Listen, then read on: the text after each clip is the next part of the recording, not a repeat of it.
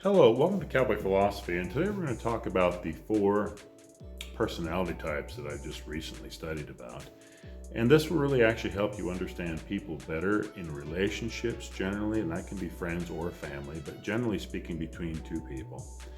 And the interesting is, I found that the four types of relationships that personalities that people have is there is secure, which is the one you want to be, okay?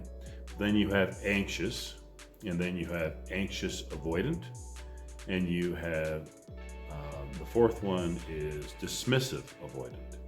Okay. Now, the secure is what everyone wants to be, myself, you, or anyone else, because they put the boundaries up, and then they actually help themselves so they know what they exactly want in their relationship, but they also communicate back and forth to the person what they need. Now, an anxious personality type is the person that's always having to ask the other person whether or not they are with them or not. Because when they feel like, and this is funny, of course, the opposites attract, usually they're with a dismissive avoidant, and a dismissive avoidant with an anxious, the dismissive avoidant feels like they need more space from the other anxious partner. And what can happen then is that the dismissive avoidant doesn't, basically when they're a child, as well as the anxious, but in dismissive avoidant, usually what happens is the child doesn't have a relationship with one of the two parents, or they provide food and clothing and etc. But they don't connect with that parent, or that parent never gave them emotional help. So they have a lot of trauma from that. The anxious avoidant can be the same thing, but they get anxious in the relationship and then they all of a sudden avoid completely.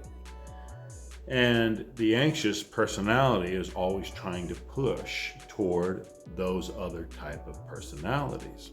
And interestingly enough, what happens ultimately is that the avoidant doesn't want to have a relationship with the person because they don't know how to handle their feelings in that situation, because they didn't have it when they were children, if that makes any sense.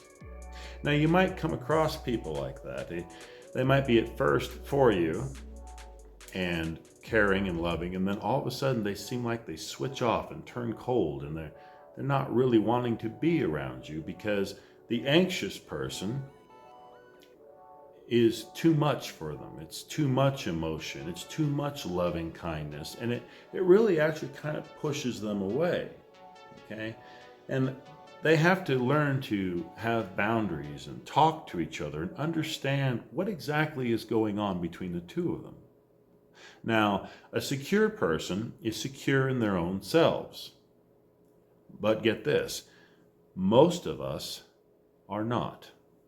Most of us are the latter three: anxious avoidant, dismissive avoidant, and anxious. Okay. And it's pretty sad because in society, it's getting worse and worse for people to really start to connect. And they feel like they can't really connect because if they're being an avoidant type of personality, they feel like if they do connect with that person, that they'll lose something, or they'll connect and that person won't want to be with them anymore.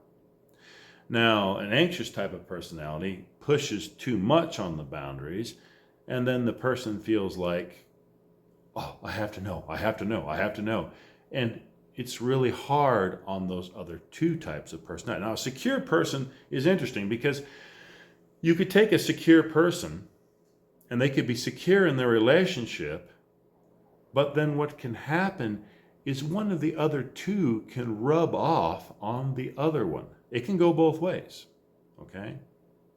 And then what happens is it can be a disaster again.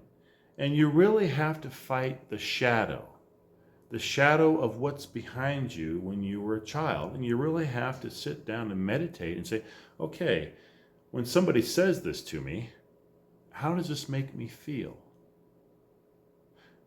And you really have to start to think about it. The shadow behind myself is, Jung talks about the shadow as well, but that's a different story. But try to understand the other person where they're coming from. Also, work on yourself.